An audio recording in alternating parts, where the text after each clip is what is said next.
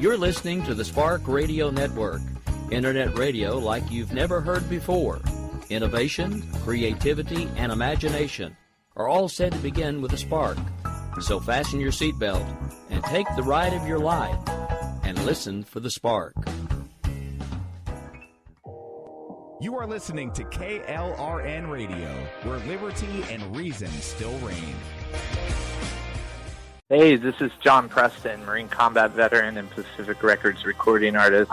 Just reaching out to have you check out our new album, Battle Cry, Songs of America's Heroes, an album featuring phenomenal other combat veteran artists like Scott Brown of the Scooter Brown Band, Ryan Weaver, Rowdy Johnson, just an incredible mix of people. This is all veterans telling our stories and our lives, and we're giving 100% of our proceeds to the Valkyrie Initiative to help veterans and first responders integrate back into society. I myself have battled with post-traumatic stress for many years and lost my own brother, a Marine Corps veteran, to suicide. I ask that you step with us and make this happen. We are in pre-order right now and release on March 17th. Go to iTunes, go to Amazon, buy. We plan on making the charts and making it at a very high level, and your support right now makes a difference. This is the release of my new song, Superman Falls, which is actually about the loss of my own brother, which happened last year, and I would love for everyone to check it out, to listen, and hopefully it'll make a difference in many lives. If you're 85 or younger, would you like peace of mind and comfort for your family? We're Final Expense Direct with an urgent message for you. The average funeral today costs over $8,000, but the most you'll get from government benefits is $255. How will your family pay the difference? We can help. Our senior plans start as low as just $1 a day and pay up to $30,000 for a funeral and other final expenses. Peace of mind is easy. There's no medical exam. You'll have lifetime coverage, and your plan can't be canceled as long as you pay your premiums. Call now for free information about our senior plans. Answer a few simple questions and receive approval right on the phone. Plus, call right now and we'll give you a discount prescription card for free. Call 800-553-8687. That's 800-553-8687. Again, 800-553-8687.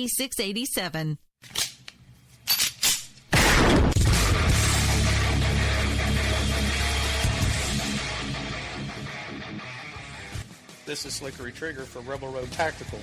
With proper care and feeding, your pistol will be ready when you need it. There to save your life. Shouldn't your gear be that good?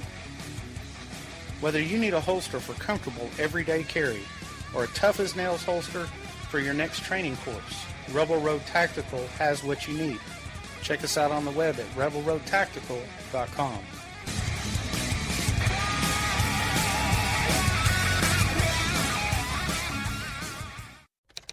Sometimes riders feel lost, unsure why a passage may not be working. It takes another set of eyes to help us nurture our writing into full maturity. At Black Wolf Editorial Services, we strive to enable writers to develop and grow, offering manuscript critiques and line edits through a mentoring editorial style. We also offer assistance on generating a writer's bio for your websites. Black Wolf Editorial Services, nurturing your writing into maturity. For a full list of services, visit blackwolfeditorial.com. Here's George Foreman with InventHelp. Hi, I'm George Foreman. Do you have an idea for a new product or invention? People ask me all the time, George, how do I get my idea in front of companies? How do I get a patent? What do I do next? Do you have the same questions? I'll tell you like I'll tell them all. Call my friends at InventHelp. Call InventHelp today for free information. InventHelp has been helping inventors for more than 30 years and has sales offices nationwide. InventHelp can submit your invention to companies who are interested in receiving new ideas. If you have an idea and want to try to patent it and submit it to companies, you should call InventHelp today for free information. Listen, I can't guarantee a company will be interested in your idea, but I believe every inventor deserves the opportunity to step into the ring and take their best shot. Put InventHelp in your corner. To get your free inventor's information, call 1-800-353-6490. That's 1-800-353-6490. Again, 1-800-353-6490. KLRN Radio has advertising rates available. We have rates to fit almost any budget. Contact us at advertising@klrnradio.com.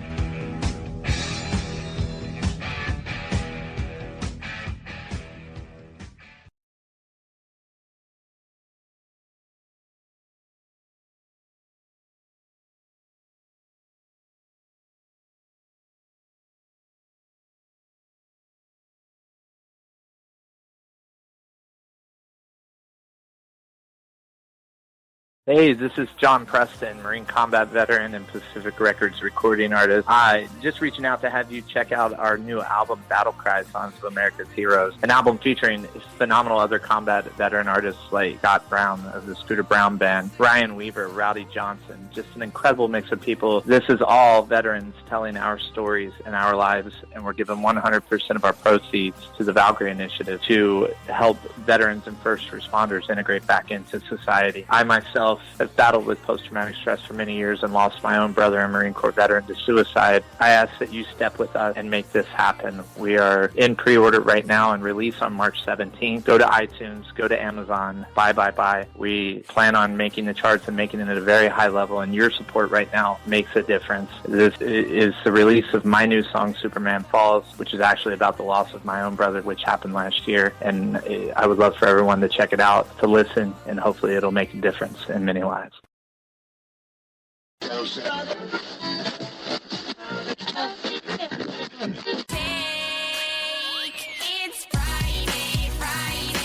Oh, let me tell you something. I am so sick of Washington and all its works and all them politicians down there and them congressmen. I'll bet you won't find none of them congressmen signing down their electric blankets tonight. Because if they did, their secretaries would get up and go home.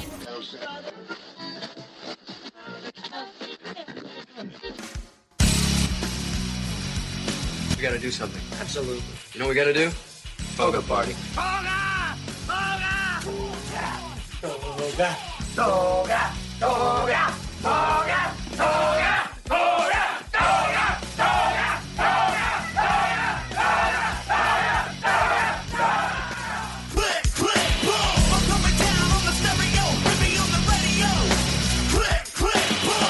I want you to kill every golfer on the course. Check me if I'm wrong, Sandy, but if I kill all the golfers, they're going to lock me up and throw away the key. All right, folks, happy Friday night. It's time for Robinson and Wright. I'm one half of the crew, Mr. Rick Robinson. The other half, Mr. Dan Wright, is joining me, and we are here to talk news, events, and politics of the day. And just a side note, for those of you who may not know, the last little bit of the intro there is actually from Caddyshack, which I actually rewatched again for like the billionth time last weekend. So really, really like that movie still to this day. I know, I'm a juvenile child. I don't care. Oh, it's a fantastic movie. So how are you, Mr. Dan? How are things in your world? Oh, they're peachy. I'm here. I have work, which is great. I have work, which is not great. But I'm here after 3 hours of sleep after running a call for work until almost 4 a.m. last night. And as you can all tell from my voice, the pollen count in North Carolina is enormous. I think it's kind of getting that way everywhere. But I'm here. Because mine have been acting up again lately, too. And I take 1 billion different types of medicine to try to fight back allergies, and mine are still here going, hi, how are you? And I'm like, really? I mean, the worst part is we've been in a torrential rainstorm all day, and my allergies are still like, hi, we're still here. I'm like, really? Just dying of fire. Oh, that's it. We've had the daily deluges, and I'm like, okay, cool. Look, all the pollen's off my truck, and then the next morning I walk out to my truck and it's green. Oh yeah. Now that's when you know you've got a lot of pollen going on. Is when you walk out to your car and it's green. I never realized how much pollen there was around me till I bought a black car. It shows up. Yeah, and my truck is dark blue. So the yellow pollen gets on it and it just turns it green. Yeah. So yeah, the allergies have been great. The news is not much better. We've had the left having major meltdowns again. What are we, 6 months since Election Day, and we still have people lamenting that this great, wonderful person, otherwise known as Hillary Clinton, is not our president. I'm ready to just turn off all of social media. I'm not even kidding anymore, because it's like everybody, no matter which side of the spectrum they're on anymore, they all have hurt feelings. Because we still have people that are like completely denouncing the fact that Trump is the president, from the right even, that are like, so never Trump at this point. They've kind of become their own version of leftists. Then we have the leftists that are still lamenting about Hillary Clinton. And then we have the political pundits who keep getting themselves dug into deeper and deeper holes of one kind or another. I'm burned out. I'm not even going to lie anymore. I'm just completely burned out. The election is 6 months ago. Can we just, kind of move on and try to come together for the sake of the country and try to make sure there's something left for our children and our grandchildren? Is that really too much to ask at this point? It seems so. To watch, and I know we're going to get into this. To watch both sides do the same thing, it's like there's almost not two sides anymore. This whole Bill O'Reilly thing, you have Bill O'Reilly basically getting ousted at Fox, and also getting a $25 million payout, by the way, but getting ousted at Fox for his sexual harassment stuff. He's one person at Fox. I know there's been others, but he's one that's being focused on right now. And I watched CNN because a friend of ours asked a few people to watch CNN and see the hypocrisy. CNN has a class action lawsuit against them for racism with like 175 people as the complainant. And they're on there literally cheering Bill O'Reilly being ousted at Fox. Cheering. They did a whole piece last night that was nothing but people making jokes and laughing and ha ha ha, Bill O'Reilly's gone. You have a lawsuit pending against you with 175 complainants for racism, and nobody's saying a word about it. The hypocrisy kills me. It just absolutely kills me. And I'm like you. I kind of just want to, at least for a couple weeks, it's hard when you do, I do one show, soon to be two shows. You do multiple shows through the week. You can't turn it off, but you want to. You just want to turn it all off. Give me 2 weeks, let me just turn it all off. And the thing about it is the moral equivocation. That I think that's what I'm the most tired of. Because it's like you said, there's this whole big lawsuit going on at CNN that nobody's talking about. But they're over there basically chomping at the bit because O'Reilly's been taken down. Look, folks, O'Reilly's had like the #1 show on Fox for like forever. And the thing with that is, and this is one of those things, I get it. It's a he said, she said, she said, she said, she said, and she said it too kind of thing. So, there's probably some truth to this, to a point.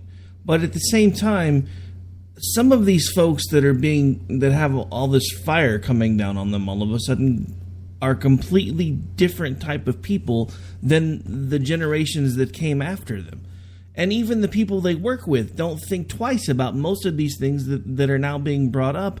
And from what I understand, and again, this is only one of the I guess, plethora of incidents that I'm aware of, but from what I understand, that settlement that everybody's talking about where there was a $16 million settlement several years ago because of blah, blah, blah, yada, yada, yada. Apparently what brought that about was there was audio of conversations that Bill O'Reilly had with this person that, were not, kind of things, that maybe you may text back and forth with a significant other, or maybe, say on the phone, whatever.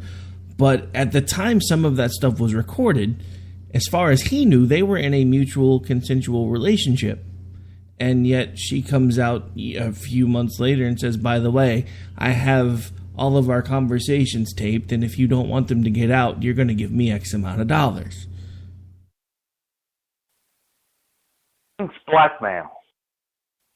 And what happened with that, apparently, is some bean counter at Fox got a hold of what was going on, realized what O'Reilly was still worth, and they settled. Now, that's the only one that I've heard anything about. The rest of it, I don't know. I don't know any of them from Adam or Eve, and I really don't care. What I do know is we have an entire group of people that have made it their mission in life to destroy anyone who says they're a conservative, and it seems like that whole thing is in full swing. I saw something that Glenn had put out, I think it was either yesterday or the day before, about a whole group basically clapping their hands together with glee because Bill O'Reilly was on their way out because he was such a racist, homophobic, xenophobic, blah, blah, blah. And I'm just like, Bill O'Reilly was probably one of the closest to the center people they actually have on Fox. Oh, absolutely. And, you know, I wasn't a big fan of his show, but I will say that I do own quite a few of his books, and he's a fantastic writer. And to, you know, if he did something wrong, he did something wrong. If you want to demonize him, demonize him. But he's been on Fox News for 20 years. And you said top-rated show on Fox News. No, for most of that top 20 years, he was the top-rated show on cable news. I mean, you know, that's why the left is so glad he's gone, because he was the top-rated show, the top-rated show. They're glad he's gone, so they're cheering and celebrating. But, you know, I mean, I put it out there last night. I mean, I asked Anderson Cooper on social media, I said, are you going to touch base at all on the lawsuit against the company you work for? Of course, I don't expect him to ever respond to me, but I put it out there anyway. I don't expect him to ever respond to you. On both sides, but it's both sides. I'm not just going to sit here and look at this issue here. Both sides are doing the same thing to each other. So that being said, we actually had a former host with us, Mr. Denny C., who actually managed to infiltrate a meeting at Fox News dressed as a janitor, and he has some audio that I'd like you to hear. Please welcome Petey, the sexual harassment panda. Apparently, they brought in a top-notch sexual harassment spokesperson. Sexual harassment panda who explains sexual harassment to you and me. Sexual harassment panda, don't say that, don't touch there, don't be nasty, says the silly bear. He's gonna tell you what's right and wrong. Sexual harassment panda. So you'd mentioned that $25 million payout for O'Reilly. That was apparently what he makes in a year, so I guess he's going to get 1 year out of the contract that he just signed. I wonder if Petey the sexual harassment panda is going to get the other several $1 million.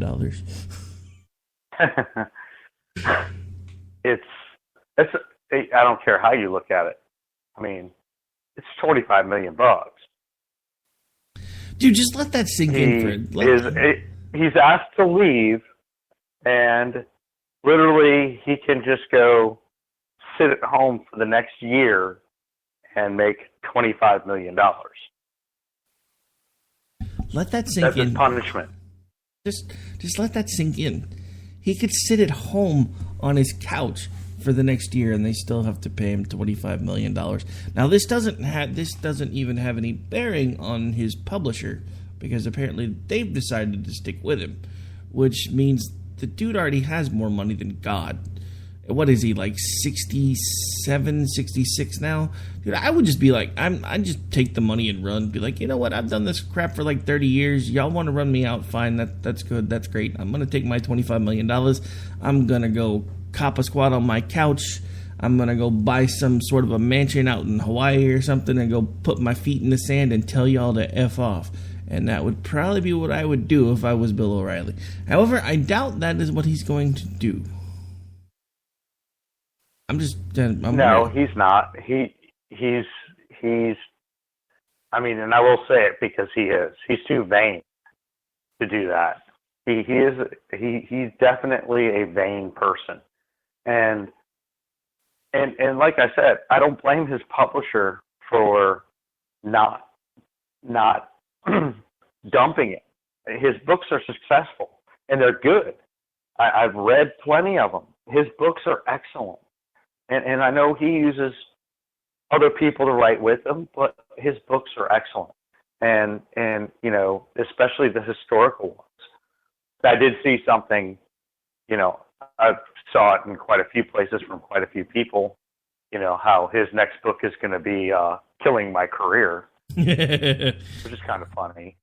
Yeah, I mean, you know. But his show bored. That was the problem with his show. He spoke over people. He interrupted people.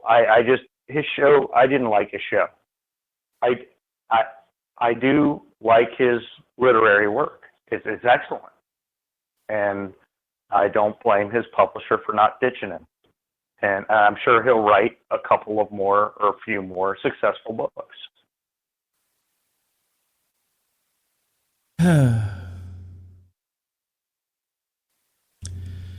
Did you see who hosted the final Factor on Fox tonight? No, I actually did not. Greg Gutfeld, and it was actually entertaining. This is the first time I've watched The Factor, and it was entertaining to me in years and years and years. Speaking of he did a great job. Speaking of Gutfeld, you heard they killed Red Eye, right? Yes, but Gutfeld hasn't hosted Red Eye for I know 2 years. Well, no, I know, but I'm just saying it's like he left and they kept trying to keep it going, and it just kind of died. I still thought it was good. I thought Tom did a good job with it, but I don't know. I guess not good enough. I guess the ratings weren't there. I mean, I don't know. As far as I know, I think it was still getting pretty good ratings. I mean, I know Michael Loftus was on there, like on one of like the third to last show or something. And I mean, granted, I'm a lot older than I used to be, so I don't stay up and watch it live anymore because I don't work nights. But I do DVR it and catch it when I can. I don't know. I've heard that DVRing stuff doesn't really help with the ratings, though. So I probably wasn't helping their cause much, but I was still watching. Yeah, well, being a typical insomniac, I'd say I'd probably catch it once a week to once every 2 weeks. And I still liked it. I thought it was a great show. It wasn't the same. I mean, I loved it with Gutfeld on it. It was a fantastic show. And I DVR'd it every night when Gutfeld was on it.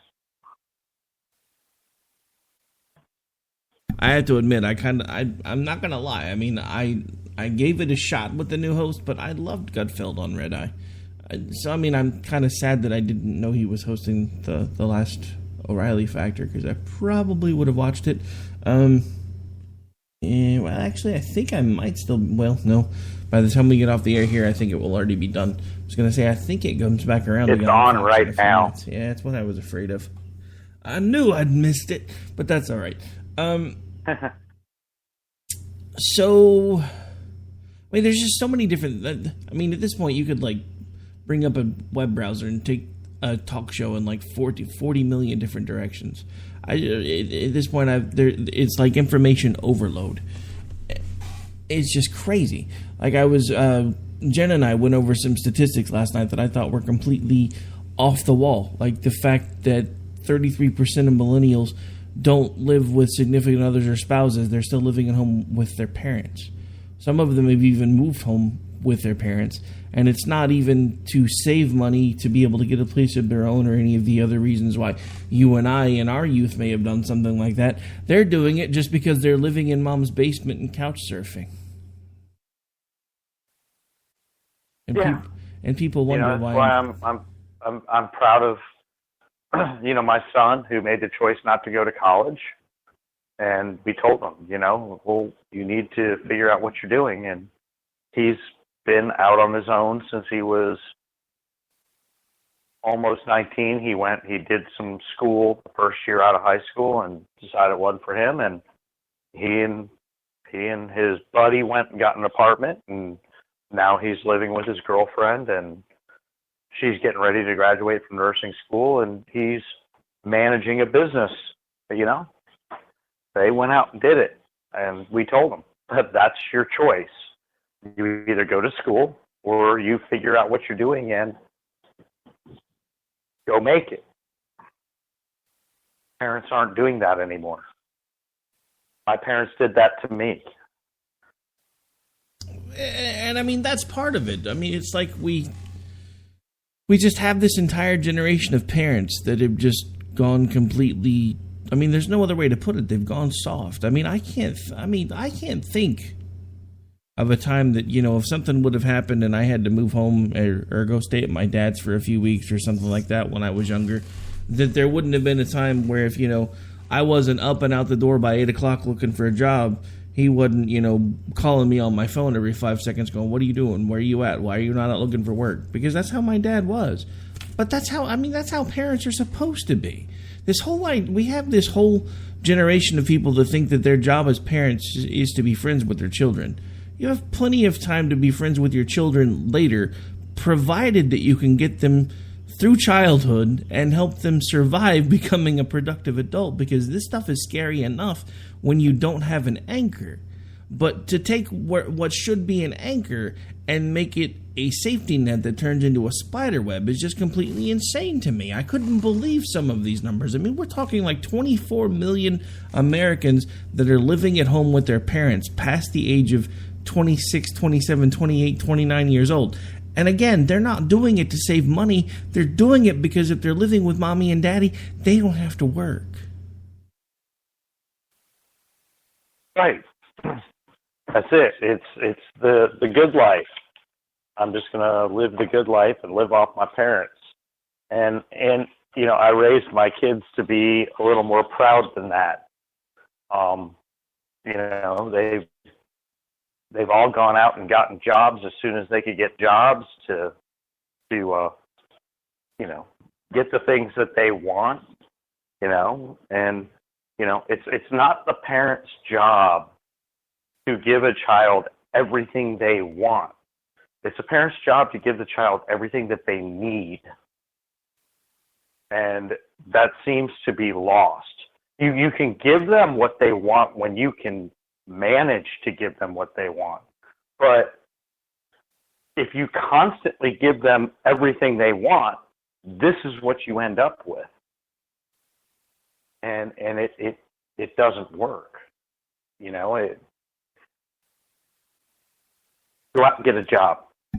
No, I mean, you're right. When I stopped, I did not finish college. And when I made that decision, my dad said, okay, come on back home. You have a room here for 2 months. You have 2 months to go back to work where you were working or find a job and find a place to live.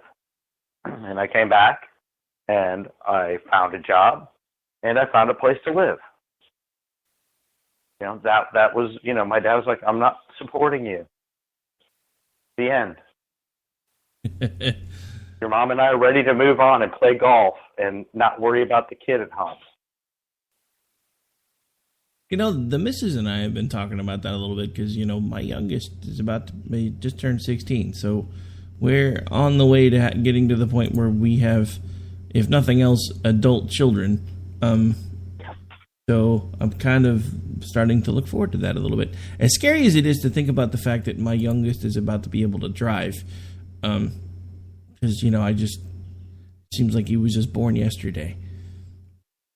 But it's, I mean, I guess that's another thing that just kind of gets weird as you get older. Because is it me or does it seem like each year goes by at warp speed the older you get? Because I remember thinking when I was a kid, it seemed like it was 5, 6, 7 years between Christmas. Now it seems like we have 7 Christmases in a year.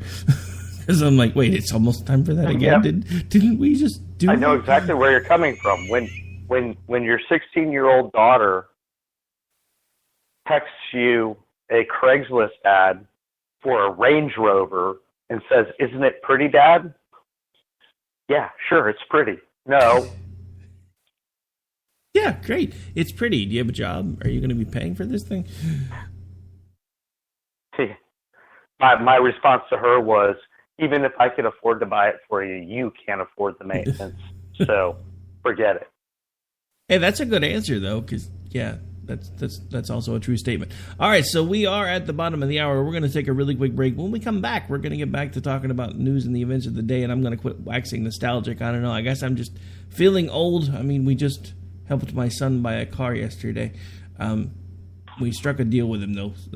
Half the money was his, and we ponied up the other half as long as he kept a 4.0 grade average. So at least I made him work for it.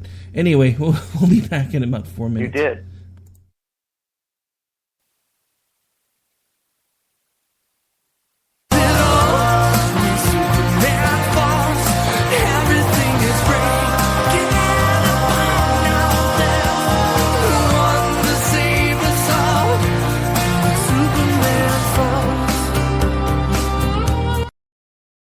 Here's George Foreman with InventHelp. Hi, I'm George Foreman. Do you have an idea for a new product or invention? People ask me all the time, George, how do I get my idea in front of companies? How do I get a patent? What do I do next? Do you have the same questions? I'll tell you like I'll tell them all. Call my friends at InventHelp. Call InventHelp today for free information. InventHelp has been helping inventors for more than 30 years and has sales offices nationwide. InventHelp can submit your invention to companies who are interested in receiving new ideas. If you have an idea and want to try to patent it and submit it to companies, you should call InventHelp today for free information. Listen, I can't guarantee a company will be interested in your idea, but I believe every inventor deserves the opportunity to step into the ring and take their best shot. Put InventHelp in your corner. To get your free inventor's information, call 1-800-353-6490. That's 1-800-353-6490. Again, 1-800-353-6490. If you're 85 or younger, would you like peace of mind and comfort for your family? We're Final Expense Direct with an urgent message for you. The average funeral today costs over $8,000, but the most you'll get from government benefits is $255. How will your family pay the difference? We can help. Our senior plans start as low as just $1 a day and pay up to $30,000 for a funeral and other final expenses. Peace of mind is easy. There's no medical exam. You'll have lifetime coverage, and your plan can't be canceled as long as you pay your premiums. Call now for free information about our senior plans. Answer a few simple questions and receive approval right on the phone. Plus, call right now and we'll give you a discount prescription card for free. Call 800-553-8687. That's 800-553-8687. Again, 800-553-8687. 687. Hey, this is John Preston, Marine Combat Veteran and Pacific Records recording artist. Just reaching out to have you check out our new album, Battle Cry, Songs of America's Heroes, an album featuring phenomenal other combat veteran artists like Scott Brown of the Scooter Brown Band, Ryan Weaver, Rowdy Johnson, just an incredible mix of people. This is all veterans telling our stories and our lives, and we're giving 100% of our proceeds to the Valkyrie Initiative to help veterans and first responders integrate back into society. I myself have battled with post-traumatic stress for many years and lost my own brother, a Marine Corps veteran, to suicide. I ask that you step with us and make this happen. We are in pre-order right now and release on March 17th. Go to iTunes, go to Amazon, buy. We plan on making the charts and making it at a very high level, and your support right now makes a difference. This is the release of my new song, Superman Falls, which is actually about the loss of my own brother, which happened last year, and I would love for everyone to check it out, to listen, and hopefully it'll make a difference in many lives.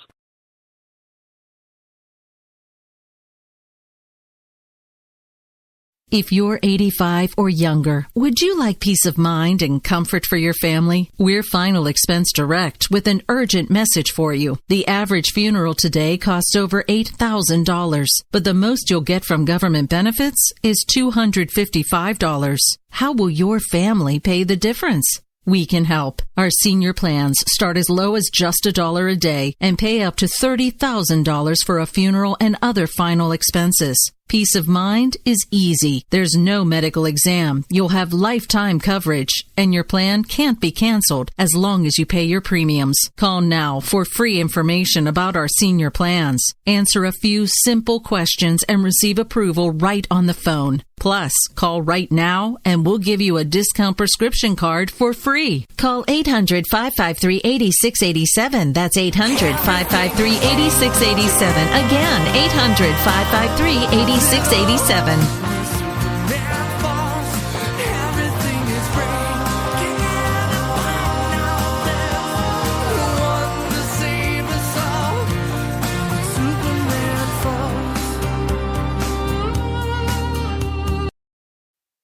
All right, folks, we are back. We are live into the second half of the show already. And for those of you tuning in, yes, this is the new, recently re-abbreviated version of Robinson and Wright. We won't be doing the 2 hours on Friday nights anymore, at least not for a while.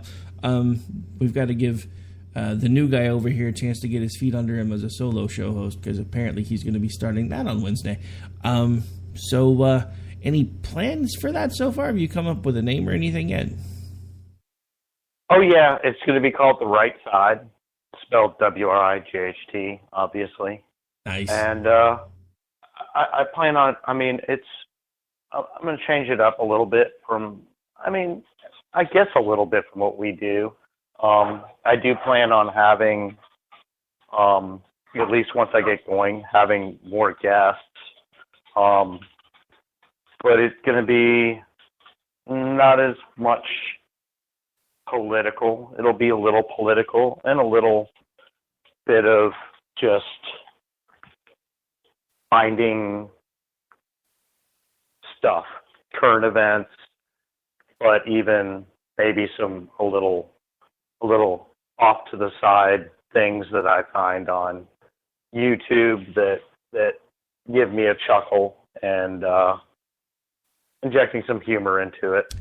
That's kind of the plan right now. But I do plan on everybody's going to get to know my brother, who is a kind of a moderate progressive, but we do talk quite a bit. He's one of my best friends, and he does really well talking, so I think I'm going to make him a regular guest, have him on and debate some topics between the left and the right, and inject some humor, because if you heard our conversations, you'd be laughing an awful lot. That's kind of the plan right now. Awesome. Sounds interesting. I can't wait to tune in. I kind of forgot you have a liberal brother. You know, we have a whole platform ready to go for that if you guys ever decide you want to take it on. Yes, I do know that. And I've put that bug in his ear. He's very busy with a pretty major startup company, but he's always been interested in talk radio. And we had talked for quite a few years about starting a podcast, and it just never happened. So that could be something that happens on down the road here. Major startup, you say? Would they be interested in any cheap advertising? No, I'm just playing. Yeah, they may be, actually. Well, we'll keep that in mind, because, we definitely are trying to turn the corner here and start at least slowly monetizing this stuff to get to the point. How about some not cheap advertising? That would be even better, but also they have some backing from Amazon. Then we could go for the not cheap advertising. That would be even better. All right, so I don't know where you want to go next, because it's a complete mess in the news. So what do you want to talk about next? We're down to about 20 minutes. Well, you know, we talked about O'Reilly and all that. I'd really like to actually talk about something that I came across. I came across an article today. Actually, it was sent to me. I didn't come across it, but let me pull up my phone here and get you a name while I explain this.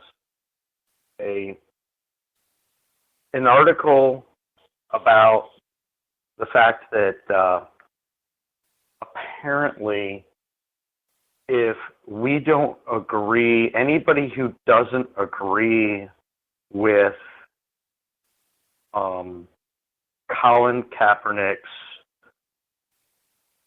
display, I'll put it as a display, when he kneels for the national anthem, anybody who doesn't agree with that is a racist.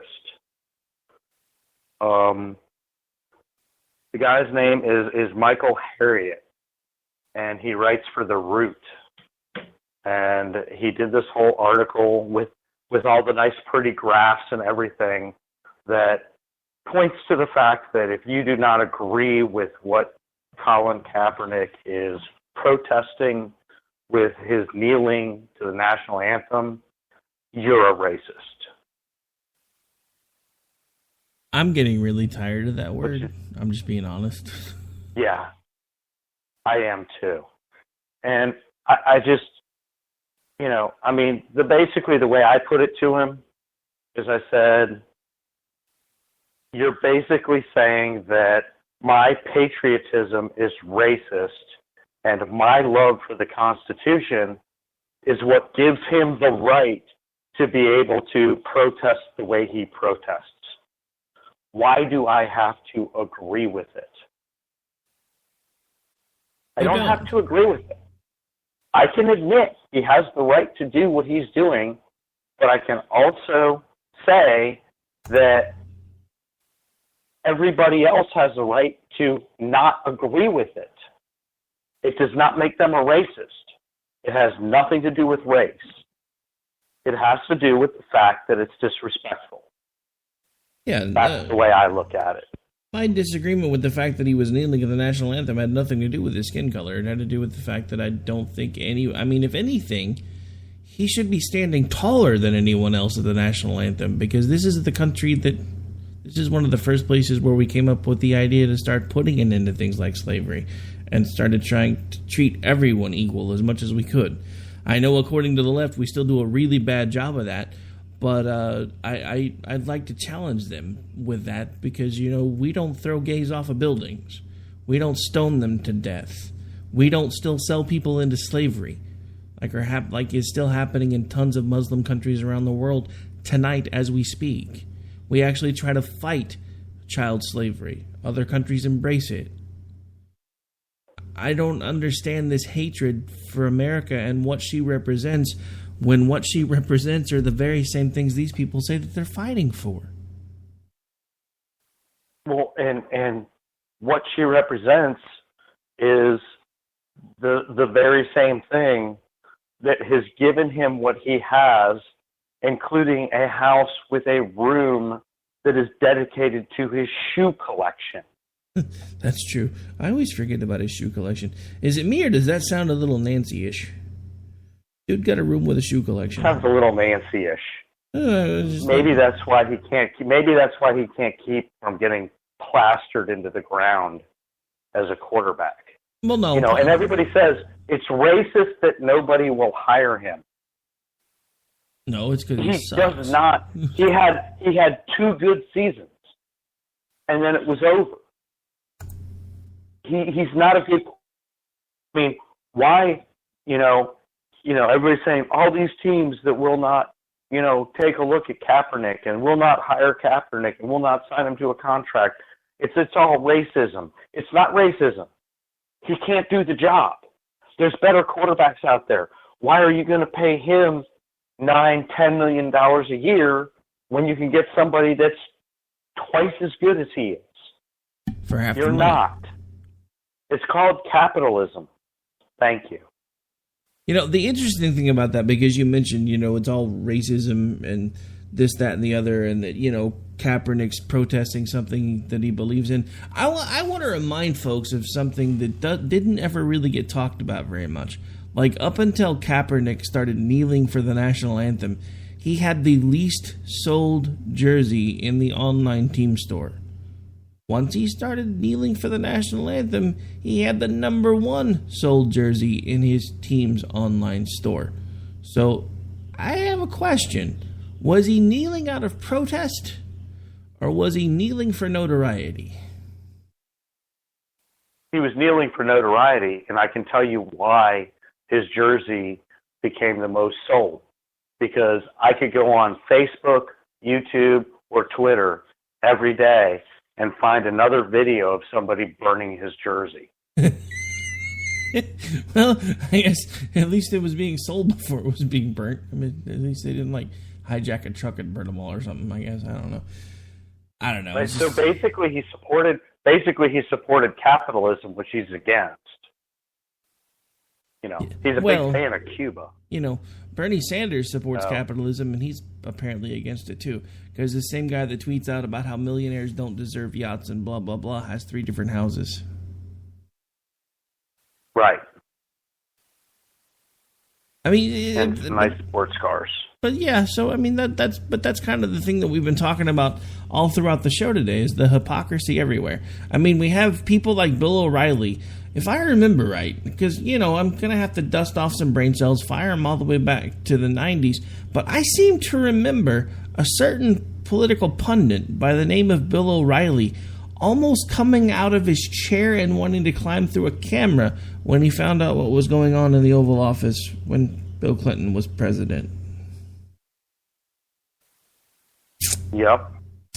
And fast forward to 2017...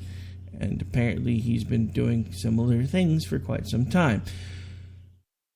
I'm tired of the fact that and we do it to ourselves, America. Let's be honest. We keep elevating these people. It's one of the reasons why I tell you guys that listen to me all the time, don't put me on a pedestal. Don't make me out to be this great guy. Look, I'm a guy that has opinions just like you do. I've just managed to find a way to take those opinions and find a way to give them a voice because I felt like I was going crazy. I am not perfect. I have made mistakes in my life. I have done things that I'm not proud of. I will probably do things I'm not proud of until the day that I die because I am a human being. But the one thing I would never do is tell you, well, I'm this great guy who knows everything and you need to put me on a pedestal. But that's what we do.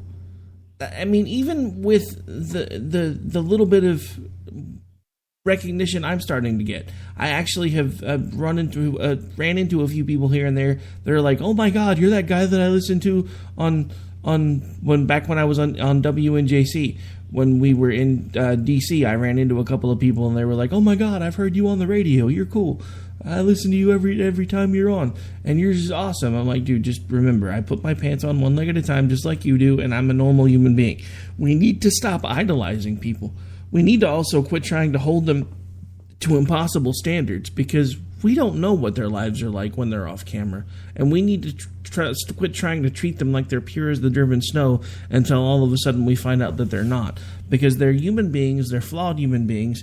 We all have flaws. We all have done things that we're not proud of. But at the same time, for these people like Bill O'Reilly that have made like this big brouhaha every time these sexcapade things come out in DC where, they had the plane that Bill Clinton might have been on and all of this other little stuff and all these other little crazy things that have come out for all over the years. For him to act all incredulous while he's doing these type of things behind closed doors and just because nobody knows about it, he's got to put on airs. I don't like that. I just don't. No, it's hypocrisy. I do not like hypocrisy. I'm called a hypocrite all the time. I am. It's another misused word. It's totally misused. Hypocrisy is Bill O'Reilly. I'm not perfect. And when I do something wrong, I admit I do something wrong. That does not make me a hypocrite. If you do something wrong and you won't admit you did something wrong, and then we'll say that somebody else that did the same thing did something wrong, you're a hypocrite. I'm not a hypocrite. If I'm called out on something and I look at it and I say, yeah, you know what, I shouldn't have done that, and I say, yeah, you know what, I shouldn't have done that, that does not make me a hypocrite. It makes me somebody that says, yeah, I shouldn't have done that. It's people don't even these days. People don't even understand, and there's many words out there. It's hypocrite, racist, bigot, You can keep going on and on and on and naming words that literally, to me, have no meaning anymore. But Bill O'Reilly's a hypocrite. He is. That you're going to complain about what somebody else does and yet do it yourself and then get caught and still, I get $25 million. It's cool. Well, That's it just, I will, and I know you're the same way. You'll admit when you're wrong. It's people that won't admit when they're wrong that are the hypocrites. I'll admit it. You call me out, if I look at it and say, yep, I was wrong, I was wrong. The only thing that we all make mistakes. We all do stuff we shouldn't do. Everybody does. And anybody that says they don't is lying to you. I still want the fact that Bill O'Reilly's getting paid $25 million to walk away. I want that to sink in. Because, we talked about it. He's not exactly the best guy to do interviews. He's pretty bombastic, kind of rambunctious. If anybody says anything he disagrees with, he cuts them off and starts yelling over him, which I have been known to do a time or two with Bryce, so I guess I really shouldn't be throwing stones. But, I don't get it. I'm over here working, busting hump, trying to find 2 nickels to rub together doing this stuff, and he's walking away with $25 million for being a tool on TV. I'm a little hurt. Somebody the other day said, and I think I'm trying to remember who it was. I think it's somebody we both know. Said something about how, God, they would just love to be offered $25 million to not, to walk away from what they do. And I said, I'd love to be offered a 50th of that. Yeah. Dude, I'm just thinking, dude, like, $500,000, just one time. Right. That's it. Do you realize how much work I could put into all of this stuff that we've been trying to do for, God, I'm rounding the corner towards a decade of trying to push the boulder up the hill here. And I'm just thinking, $500,000 and we would be set for at least 3 years.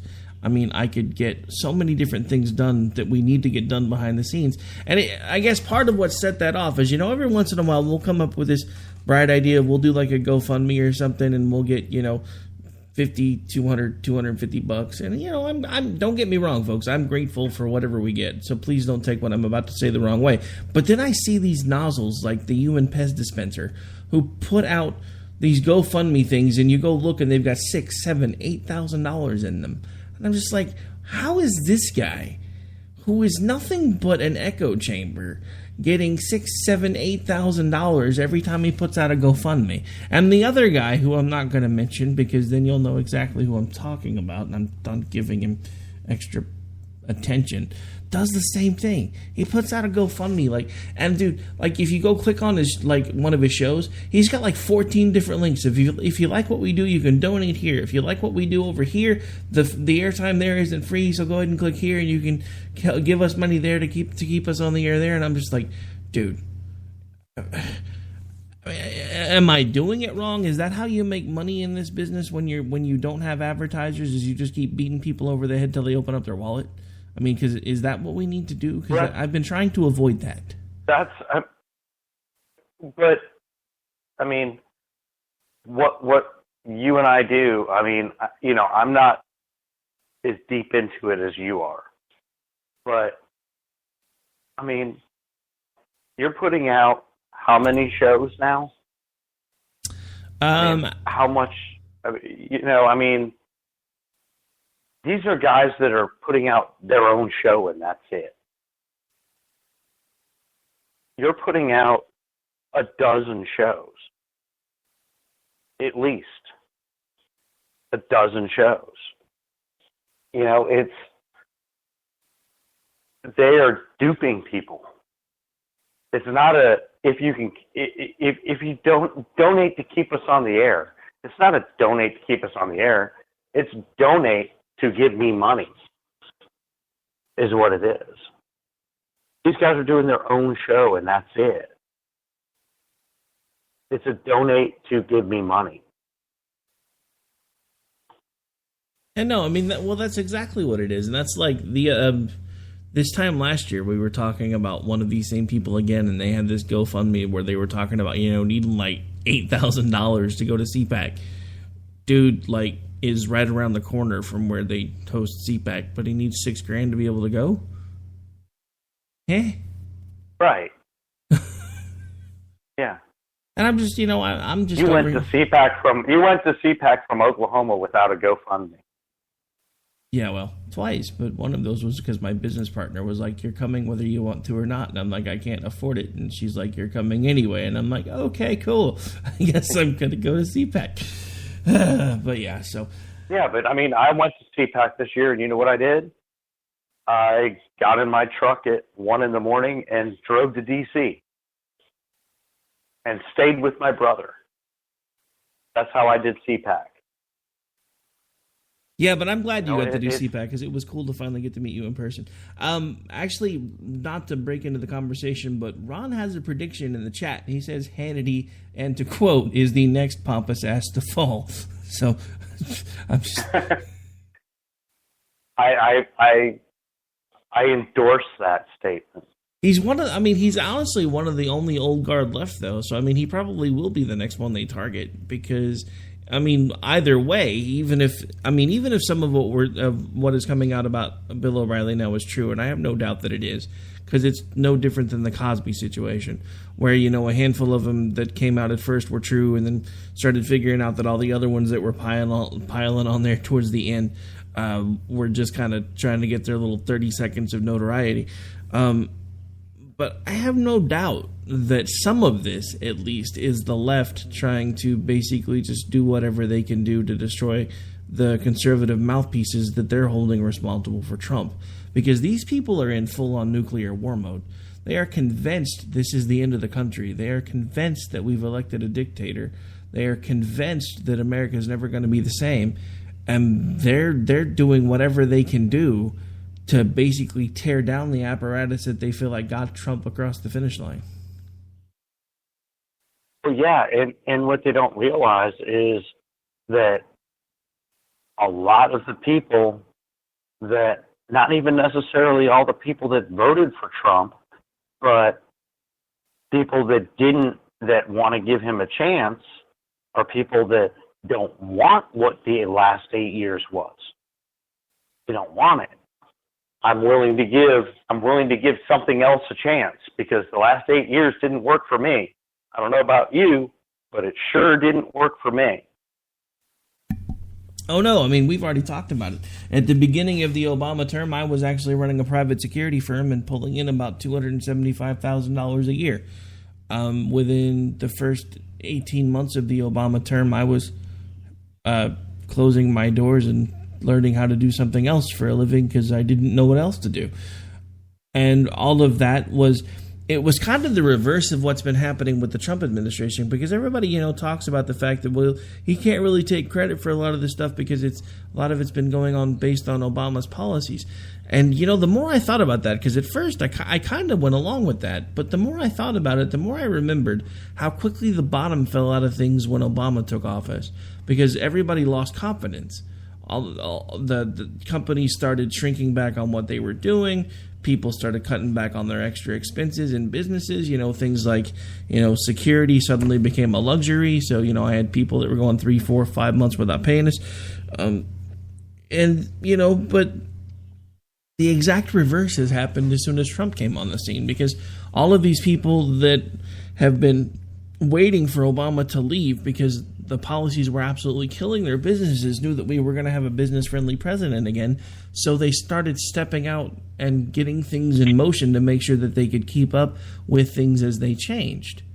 And I really do believe that he can at least take credit for some of this, only because the fact that he started talking about, reworking the tax code and making things easier and better for businesses to be able to come back to America, things like that, I think that stirred some positive emotions with business owners. And I think it was one of the things that kind of spurred the economy on early. Now, what concerns me now is we have reports of a lot of department-style stores kind of starting to close. But that, as much as the left wants to blame Trump for that, that really doesn't have anything to do with anything that's going on other than the fact that they haven't learned how to compete with things like Amazon, because now they have all of these different ways and places that you can get things online. And, and this goes back to a story I was watching about a week ago where they were talking about that really the retail stores could still beat the online giants if they would just focus on customer service. And that's the truth. Because, if I'm going to go into a store, first of all, I like the fact that I can walk out with it right then and there, and I don't have to go, well, even if I pay for next day shipping, it's not going to get here until tomorrow. I can go to the store and I can go pick it up now. But if I have questions about it, and the people that I'm talking to about it are actually paying attention to the questions that I'm asking them, treating me like a human being and treating me with respect, that actually is going to drive me to come back into that store more often. But we have completely lost the skill of customer service. We don't have customer service anymore. We just don't. I mean, you'll see rare instances where it still exists. Like a couple of weeks ago, the wife and I went away for a weekend. On the way back into town, we were like, you know what? The coffee maker keeps screwing up. We're just going to go ahead and go get something. And we've been kind of goofing around online for part of the time that we were away looking at different things, and we decided we were going to get one of those new Coffee Ninja things. Well, Best Buy has this deal where basically you can go into the store and get it, and if the online price is cheaper, they'll match it for you. So I was like, well, if they're going to do that, then we might as well just go in there and go pick it up and take it home and everything else. Well, so she decided she wanted a CD while we were in there. So this kid comes up and starts, well, what are you guys looking for? And he starts going over all the different things about the Coffee Ninja and this, that, and the other. And I'm like, look, I appreciate everything you're doing. We've already kind of done this. I just want to make sure, because I read that you guys will price match the online price. And he's like, yeah, sure, I can get that done for you. And then she's like, oh, by the way, I'm looking for a CD. And he's like, well, which CD? And she gives him the name, and it's the new one that just recently got put up by Reba McEntire. It's kind of a gospel kind of CD. I can't remember the name of it right now. They had one in the store. He's like, I know it says I have one, so I'm going to try to find it for you. I can't guarantee that we still do, because sometimes they don't get updated in the computer right away, or they'll put them on hold for somebody and not tell us. He spent 10 minutes digging through CDs to find that one CD for my wife. 10 minutes to make things easier on her. Those are the type of things that if people would do it right, they could beat these online retailers all day long. But they don't, because too many people, they think the job that they have is beneath them, because everybody has to go to college now. Everybody has to get a degree now. Look, I'm going to tell you guys the same thing that my granddad used to tell me, and it's something that even I still struggle with to this day.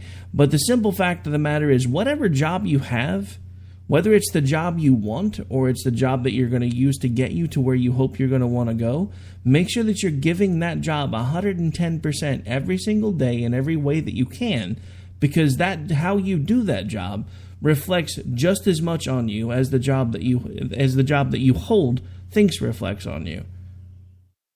And that's what matters. Absolutely, and I can put that, what the story you just told, I can kind of put it to something here in Charlotte. In Charlotte, there's a company. It's been here for eons. Family company, and they're it's like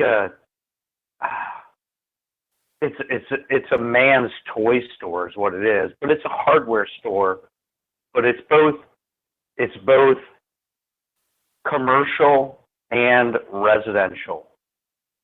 And you walk into this place, nothing's cheap.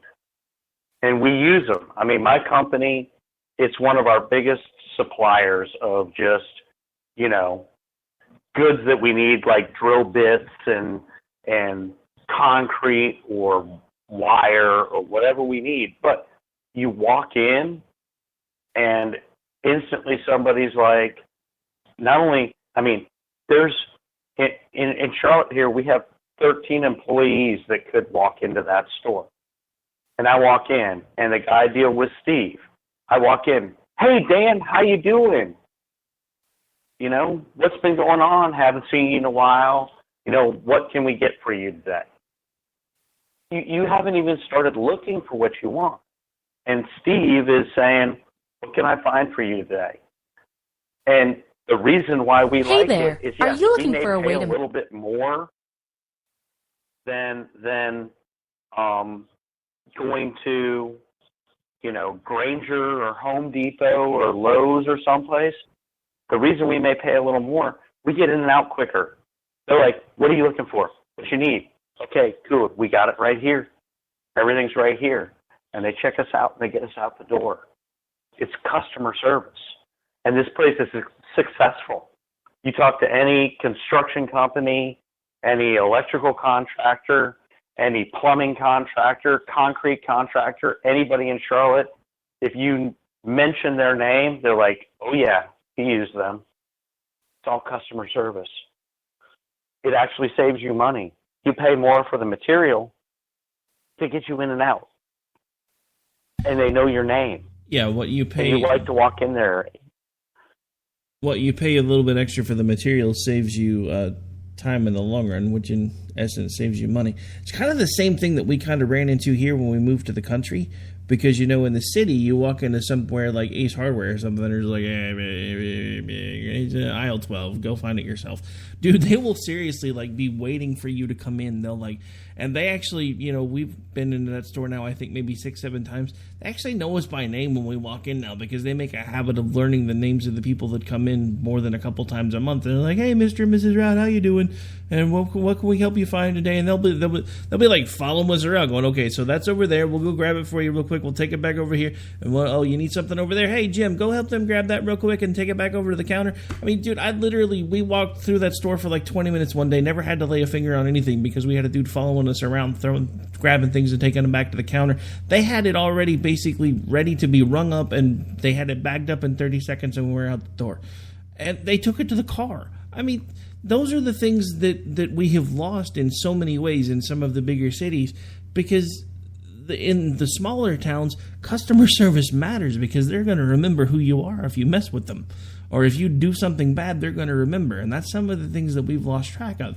And that's some of the things that these companies that are now struggling and having to restructure, they need to focus on their strengths. And their strengths are, you can hire people that know enough about your products, or you can train them to be knowledgeable enough about your products and to be amicable enough in the job that they do to want to bring people back to your store. And if those kind of stores are going to survive, that's going to be what they're going to have to do. Well, we are officially over the hour mark. We didn't even get a chance to get to the fact that now Trump is kind of thumbing his nose at his whole 100-day promise thing, which I think is kind of funny. I mean, not that I expected much more than that, because who the heck can get everything that he promised he was going to get done in 100 days, done in 100 days? But now he's like, 100 days, 100 days. We'll get it done. I'm like, yeah. And that's the attitude he should have taken from the beginning, Yeah, it should. 4 years. We're going to get it done. It should have been. But the thing about it is, if he had taken that tact from the beginning, I would have been okay with it. But when you start, laying out this big old paragraph about these are all the things that I'm going to make sure get done in my first 100 days, blah, blah, blah, and then you don't get there, and then when you get close to the end of the 100 days, and you're like, yeah, we got 3 years, we got what, 3 9/10 of a year left. We're good. We'll get it done. I'm like, you probably should have opened with that. Yeah, I mean, you know what? He's not a politician. I think he had some lofty goals, and lofty goals aren't necessarily a bad thing, but he probably should have listened to some other people. This isn't real estate. This is government. Nothing gets done fast in the government. The end. I mean, he had goals. He tried, but he also probably should have listened to some people that I'm sure were telling him, "Don't do that." There had to be people saying, "Don't do that. You're never going to get it done." Yeah, well, we've seen how much Trump listens to other people. I mean, I think Trump is actually even managing to drive Bannon crazy at this point, which would be fun to watch. I would love to be a fly on the wall during their meetings. But believe it or not, we are now officially well over the hour mark, and since I promised I wouldn't keep you on the air long enough to have you pull a Rip Van Winkle again, I guess we should get out of here, because I know you've had a long week, and so have I. Anything else you want to touch on the way out the door? No. You can, you can find me at the moment, not really on Twitter. Facebook. We do have a show page for this show on Twitter. And you can find me on Facebook at Daniel Wright, and you can find my professional page, which is Dan Wright. And other than that, hopefully everything takes off on Wednesday.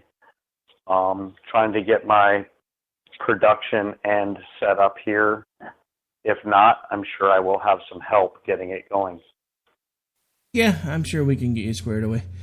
All right, and of course, as usual, you can follow along with me on Twitter at AOTR_host. You can find the new Facebook page just by searching Rick Robinson. There's apparently a lot of Rick Robinsons out there. So look for the one that just says Rick Robinson and has the goofy-looking picture of the skinny guy. Looks like he's on the cover of Time magazine. Yeah, that's me. And then, of course, you can always, if you're old school, shoot me an email at rick@klrnradio.com. I will be taking this weekend off, so we'll still do this pre-records at CRN, but I won't be doing anything else because I actually have my daughter and my son-in-law and my grandchildren are coming out for brunch tomorrow, and then we're going to go hang out in Lexington at some carnival they have going on. So should be a fun day. I'm actually going to get to hang out with my granddaughter and my new grandson. So on that note, folks, we are out. I will be back with you Monday night for America Off the Rails, and I hope everybody has a great weekend.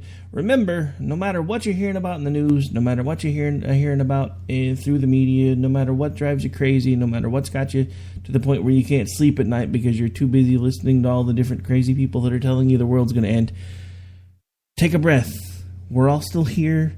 Nobody's glowing in the dark.